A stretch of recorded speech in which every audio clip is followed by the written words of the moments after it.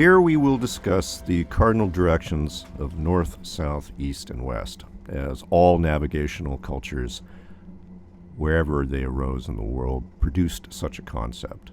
Often this concept was highly conditioned by the lived experience of the navigators within that culture, but certainly and consistently, the East was seen nearly universally as the realm of the dawn, and the West was associated with sunset.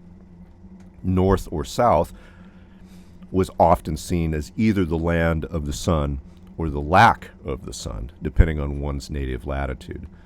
Many cultures, especially among the tribes in North America, or as seen and codified by the legendary navigator King Fu Si in the authoring of the I Ching, there was posited a objective center in contrast to the four cardinal directions, a place of the now, a place and time of the navigator's own self.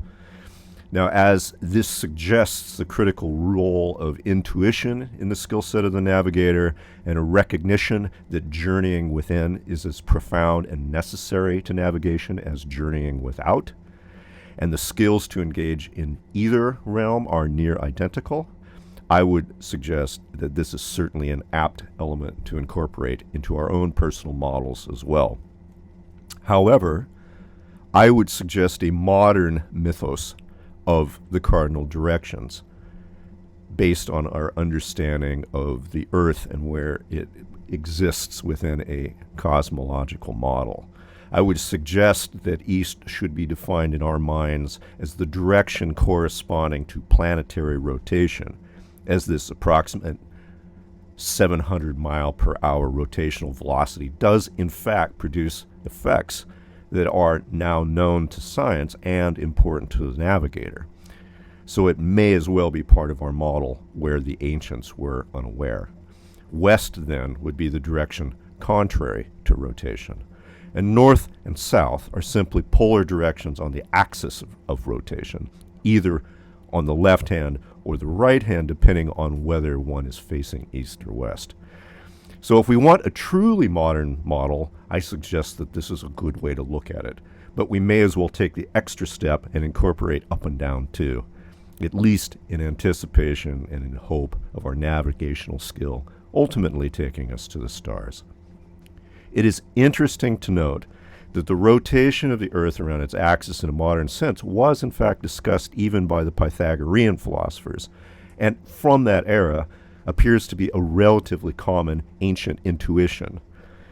The Aristotelian model put Earth in the center of the universe in contrast to this view, mirroring the Aristotelian objective worldview, and this misconception persisted into the Copernican era, who in fact, by rediscovering Pythagorean thought, began the work of lifting human knowledge out of a very black and regressive state. It is interesting, however, how attractive and persistent the idea of Earth or man being the center of the universe, how attractive this erroneous view has been throughout history to anti-knowledge, dogmatic, and the most perverse minds throughout history. This attractive aspect still persists, and despite all evidence, some cling to a flat Earth model. I mention this to suggest an interesting insight that comes from navigation as a spiritual path. Those who have inauthentic or delusional topological models of the outer world often inhabit inauthentic or delusional inner worlds as well. A healthy relationship to the world as it is, in fact, an inner as well as outer path. And I would suggest that competence in both realms is necessary to being a whole human being, and incompetence in either the outer or inner world indicates incompetence in both. I would suggest taking this as an essential maxim to guide us. Now that we have had some practice in the field with our strides and our compass, it's time to get firmly acquainted to what navigation is wholly about. This exercise that I offer for you in this video may feel remarkably akin to a practice of initiation, as it does share core practices with many initiation practices found around the world. And if one chooses to view it so, that's constructive. one will definitely learn something here. Now, this exercise is simple. One stands in the middle of a large room and faces one wall, perhaps a north-facing wall. This room should not have any cues such as bright lights, windows, or sound that distinguish one wall or one direction from another. Facing the north wall, close your eyes, visualize the north wall. When that's comfortably conceptualized, turn 90 degrees to your right and visualize the east wall, of course, keeping your eyes closed.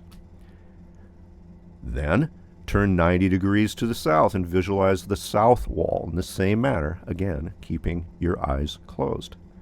Turn then to the west, the same, keeping your eyes closed. And then, turn back to the north, completing one rotation, and open your eyes. Are you facing north?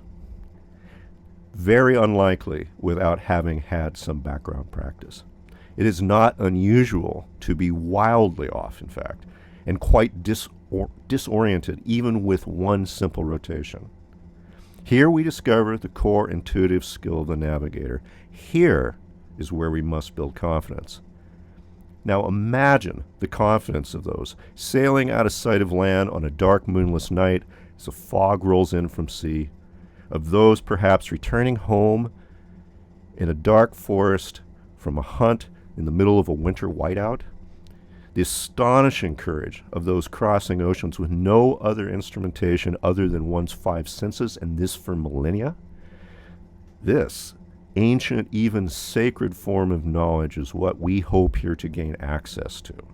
And now that we know that we lack it, we can seek it and develop it. This, in fact, is our task. The rest are tools that aid us in this journey. No wonder many of us feel lost. We, in fact, are.